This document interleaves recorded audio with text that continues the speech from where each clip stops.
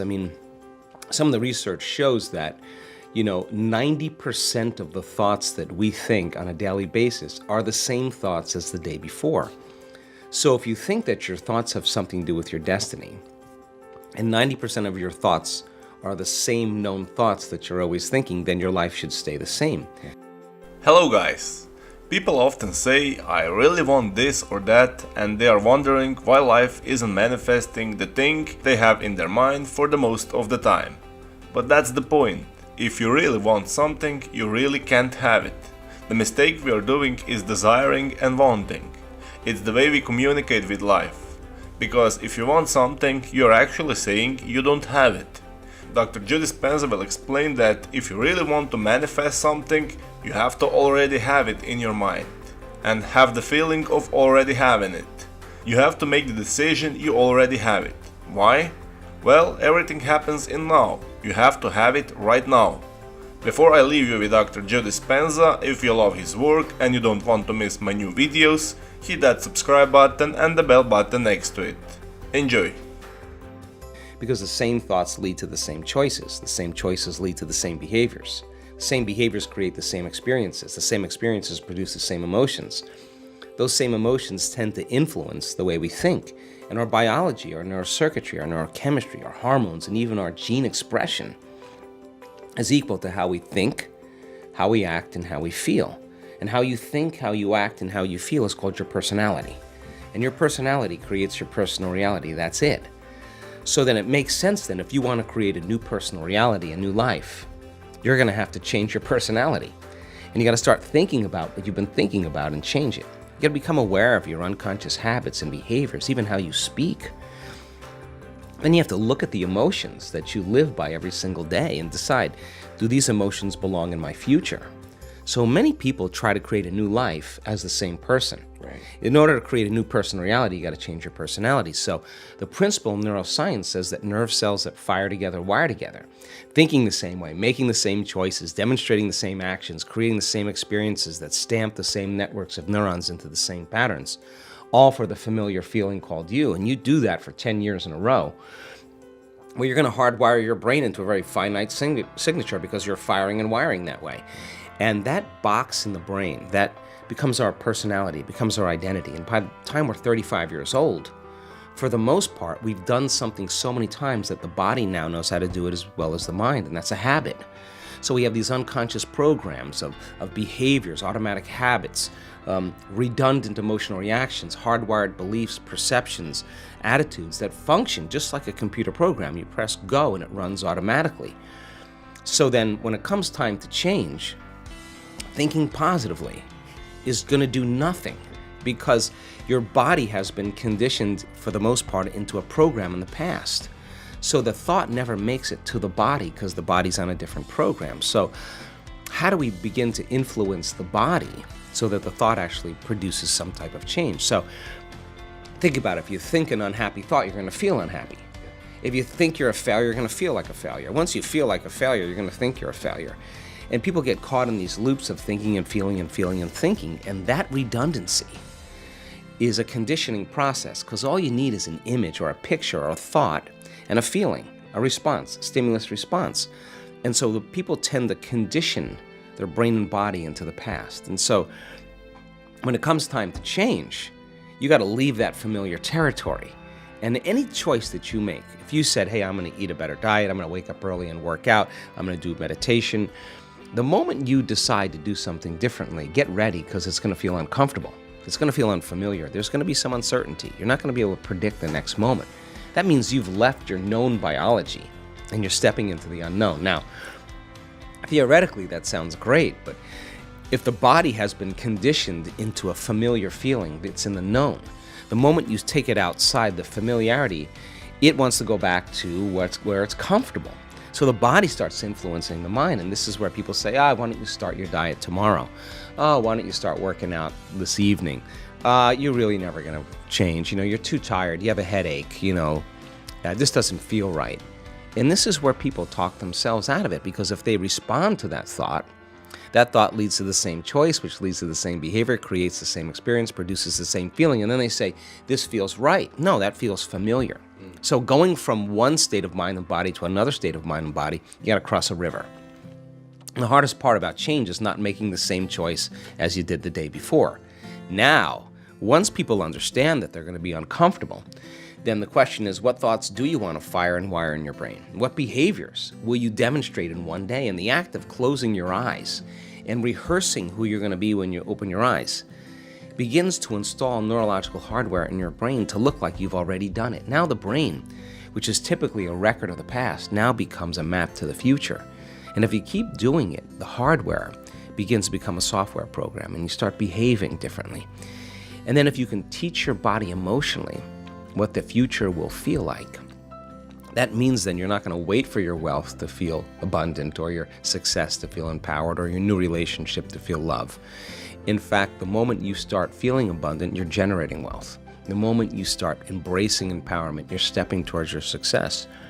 The moment you're in love with yourself and you're in love with life, you start creating equals in your life. Now that's causing an effect in your life.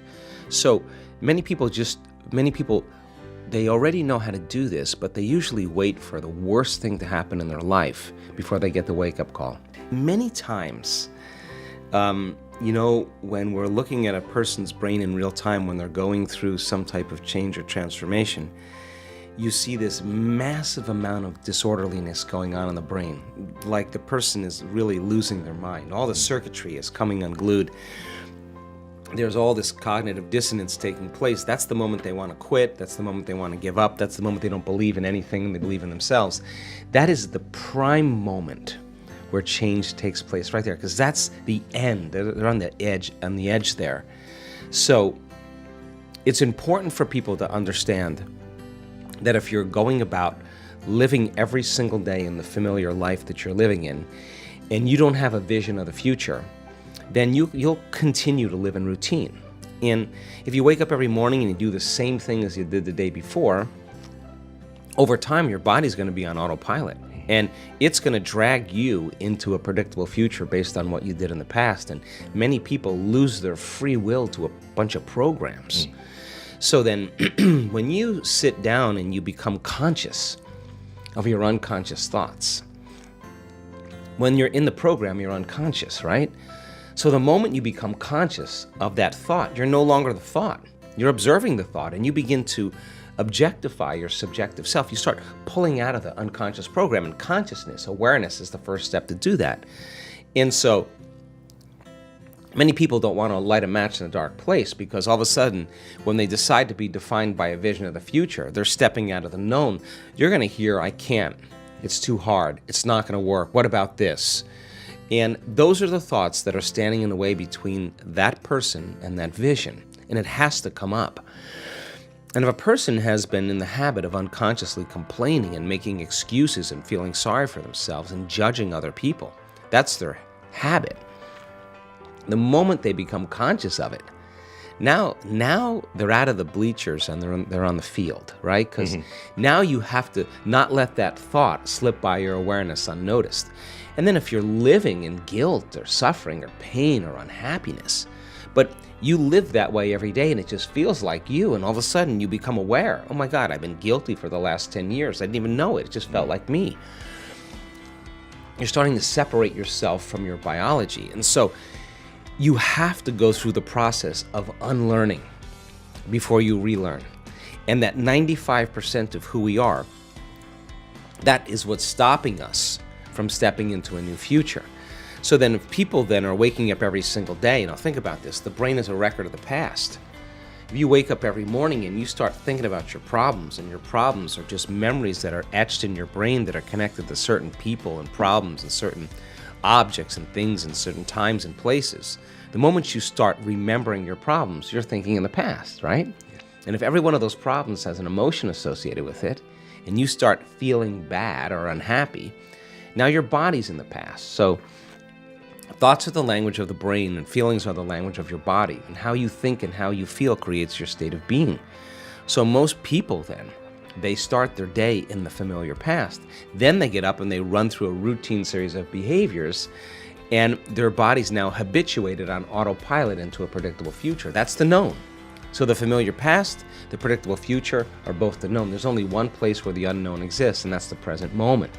So then, when you're creative, you got to be present. You got to pay attention to be creative, and that defies or it goes against the programming.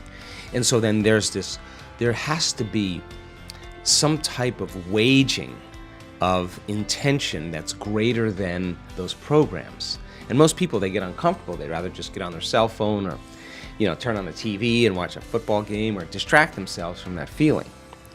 But when people really make up their mind to change, they have to come up against those feelings, those habits, those hardwired attitudes. And it takes a great act of will. But when we do it, the side effect is we see changes not only in our health, but in our lives as well. And then we say, wow, that really worked. And now we're the example of truth. That's what makes it so cool. You have certain skills, certain good habits, certain ways that you execute, and you think you want to take that into your future. Yeah. But don't take your lack or your insecurity. Don't take your pain or your misery. That stays. Yeah. And if you can't think greater than how you feel in your life, then you're thinking in the past, and your life will stay the same. So teaching people how to break out of the biology of their hardwired programs, the biology of the conditioning emotionally of their body, the biology of their habituations is a process that requires a great amount of energy and awareness. But people are doing it, and they're doing it really successfully. That's how powerful we are. You could actually, like, the story we tell ourselves is how we perceive the world. And so then when we create the difficulties in our life, it reaffirms the belief that life is hard, that it's really someone out there that's doing it to us, that it's a circumstance in the past that created this. Okay, let's take away the person that did it. Let's shoot him to the moon. Let's erase your past. Now what are you going to do now? You still got to do something, right? You're still alive. And I say we already know how to do this. We already know how to do this. We're wired to be creators. We're wired to do this. The thing that stops us, for the most part, in doing it is really the hormones of stress, because living in stress constantly is living in survival, and living in survival is living in emergency. In an emergency, it's not a time to create. In an emergency, it's not a time to open your heart. It's not a time to learn. It's not even a time to sit still. So most people then that are living in stress and living in survival, they can't believe in a future yet because it's not a time to create. So getting people to that point where they make up their mind, and they make up their mind enough to begin to think, there's got to be a better way. There's got to be something else. That awakening process typically happens when people reach their lowest denominator. They hit rock bottom, because then they can see themselves through the eyes of somebody else. You feel so altered, you're not returning any texts. You feel so altered, you don't want to go to dinner with your buddies. You feel so altered, you don't want to watch your favorite TV show. You're just disconnected. And that's when you start observing yourself. But my message is, why wait for that? I mean, you can learn and change in pain and suffering, or you can learn and change in joy and inspiration. If you're waking up every morning being defined by a vision of the future instead of the memories of the past, and you get up and you're inspired from an elevated self now instead of a limited self, you could observe the old self from an elevated state instead of that diminished state. And people are doing that. So they are aware of those thoughts. And yes, it takes effort. And if it was easy, everybody would be doing it. But just because you have a thought doesn't necessarily mean it's true. And when you start looking and observing those thoughts, I think you are like Gandalf, because Gandalf also said, you may not pass, when he meant like that kind of severity when it comes to how we make up our mind about things. That's the kind of energy or intention that begins to create the biggest volume of change in our life. And I've interviewed thousands of people in our work that have healed from really serious health conditions. And I would say about 90% of them, when I ask them, so what happened? The first thing they say all the time is, I just made up my mind. I just made up my mind I was going to do this. And they made a decision with such firm intention that the amplitude of that decision carried a level of energy that was greater than the hardwired programs in their brain and the emotional conditioning in their body. And the choice that they made caused their body to respond to a new mind. In fact, the choice they made became a moment that they would never forget. It was an event, and the stronger the emotion they felt, the more they paid attention to the choice. And in a sense, they were remembering their future. And the body emotionally was getting a sampling, a taste of the future. And they're aligned to that future, and that's when the body's healing began. That's when the miracle started, right in that moment. That's how powerful we really are. Now, what if you did that every day? What if you made up your mind every single day you weren't going to get up from your meditation until you were that person you wanted to be? Game on now. Because you'd have to do battle with all the things that are not consistent with it. And that's exactly how our brain works. So then, if you want to be wealthy, you can't feel lack. You want to be a master, you can't judge your coworker. You want to be like somebody great in history, then you better execute peace.